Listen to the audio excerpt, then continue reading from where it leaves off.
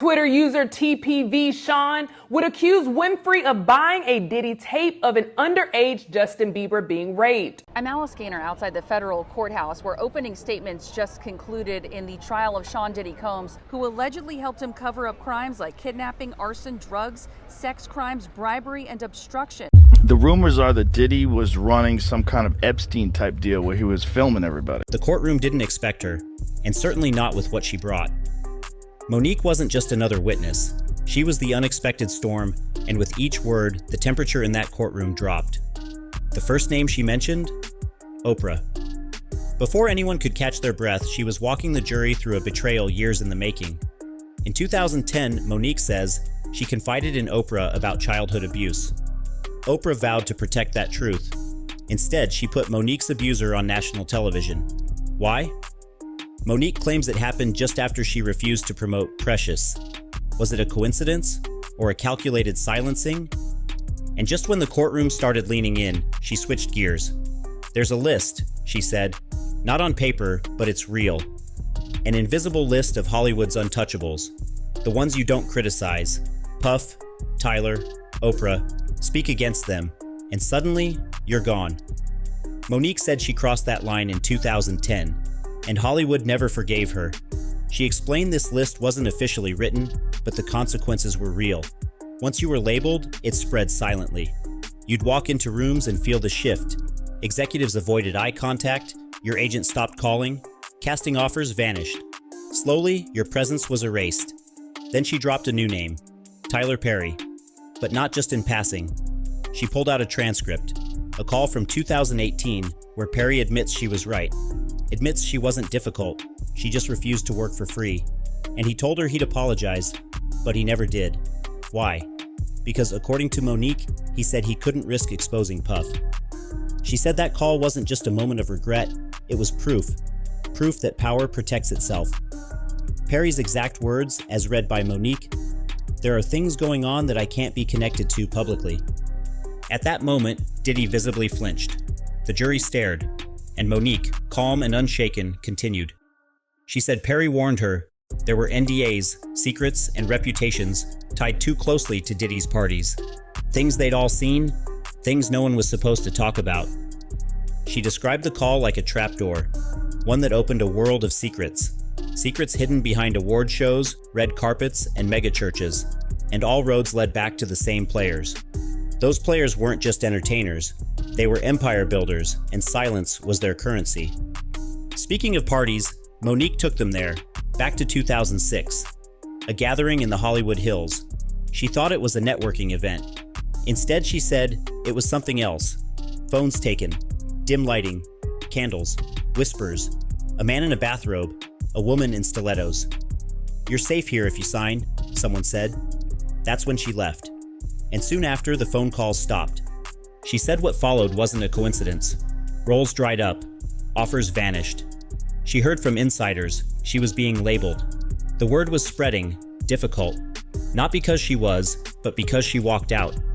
She remembered a conversation with a producer who once said, "You're radioactive now." And she knew then, it wasn't about talent, it was about control. She refused to play the game. The silence around her was coordinated, not organic. She recounted the isolation. Friends who stopped returning calls, colleagues who ghosted her, PR agents who refused to take meetings. She wasn't just being ignored, she was being erased. Then came the email, a forwarded thread from a PR firm used by both Diddy's Revolt and Tyler Perry Studios. Subject line, Monique, Puff, Tyler. The topic, controlling narratives, protecting reputations, managing optics. She had it in her hands. She gave it to the judge. The prosecution saw it for what it was, a digital thread tying these powerful names together, not through speculation, but through strategy. They weren't just avoiding scandal, they were building walls of silence. And she wasn't done.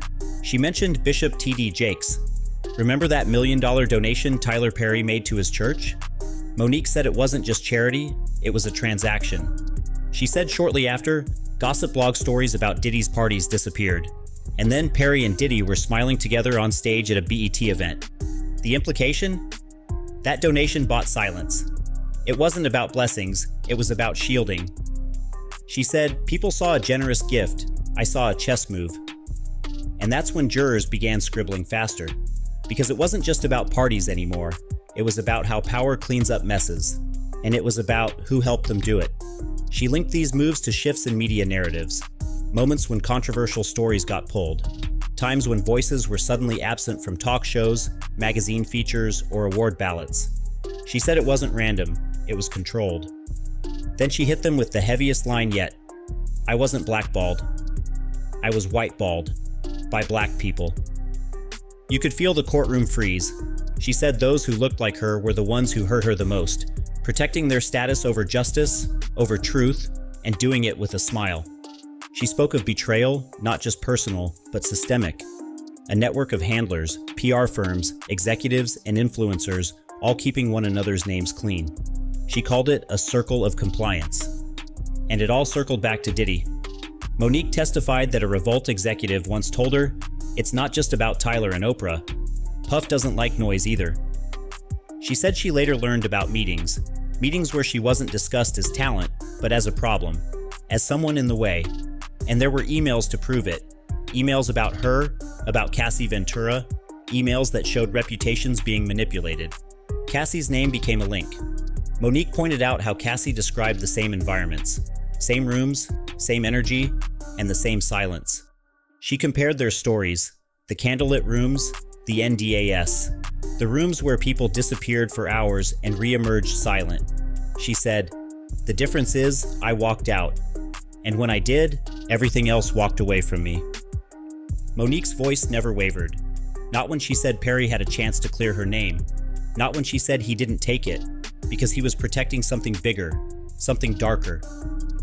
She told the court that silence in Hollywood isn't just common, it's currency. People get paid to stay quiet. Careers are bought with NDAs and hidden agreements.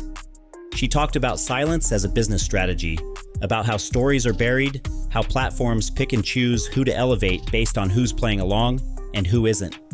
Her final words to the court? "You thought no one would talk, that you built a silence so strong it could bury truth.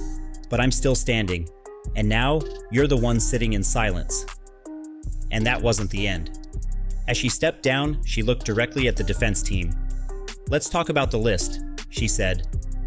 The courtroom fell silent again, because what Monique exposed wasn't just a man. It was a machine built to protect a few, no matter who got destroyed in the process. And if this machine is finally breaking down, it's because someone dared to speak with no script, no PR filter, and no fear. That someone was Monique, and the world is listening. She ended her testimony by reminding the jury of something she had been told by a junior executive years ago. "If you want to survive in this business, keep your head down. Don't ask questions, don't remember too much." She said that advice haunted her. Because what kind of business punishes people for paying attention? For remembering the details? Monique remembered everything, and now the court does too.